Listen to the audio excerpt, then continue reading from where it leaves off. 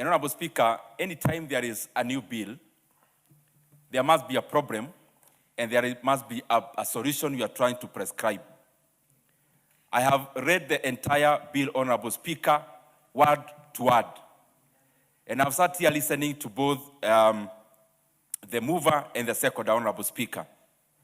Honorable Speaker, listening and reading the bill, one of the issues it is highlighting is about infrastructure. And you're talking here about roads, airports, and of course water and electrification or energy. But Honorable Speaker, it is important for us to know that reading the bill, all the things that you are purporting to want to do are already being done by Kenya.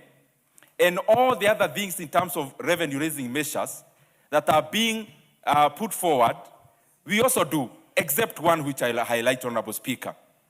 Honorable Speaker, since independence, Kenya is a respected economy. When it comes to roads, Kenya is the number 3 best paved economy in Africa in terms of paved roads. Only second from South Africa and Nigeria, Honorable Speaker. When it comes to energy and electrification, Kenya is actually number 2 in the entire Eastern Central Africa and actually number 1 in Eastern Africa. And therefore, when it comes to infrastructure, Kenya has always done what it needs to do without the need of introducing a new bill or a new entity with very weak oversight. And therefore, Honorable Speaker, what is it that you are trying to cure or prescribe? Honorable Speaker, our economy is solid out of budget. I was sitting here listening to the contributors, and especially the mover and the seconder. And we are here telling Kenyans about how Kenya has not been able to do many things because there was no this kind of bill. But Honorable Speaker, all the development, infrastructural development of our country has always been done and done through the budget.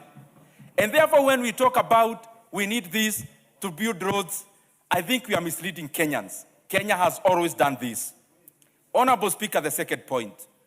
Everything in this bill is always and has always been done by Kenya, except one thing.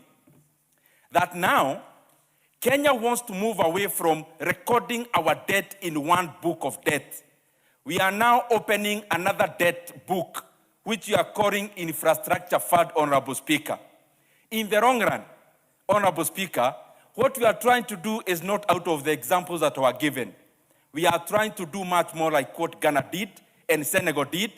In fact, Honorable Speaker, the right and correct title of this bill is actually National Illegal Borrowing Fund. Because what we are seeking to do is these fancy words that are being thrown here. One word that I've heard is called crowding in. The second one is called leverage. Honorable Speaker, these are synonyms of borrowing. That we now want to borrow more than we are borrowing. We continue borrowing more in the actual book, but we open a different book, Honorable Speaker, on the side. Honorable Speaker, this is incompetence that we are trying to cover up here, Honorable Speaker. For the work that has not been done for the last 4 years, we want now to create a cover for that incompetence. Honorable Speaker, Kenya is now borrowing 1.25 trillion Kenya shillings a year.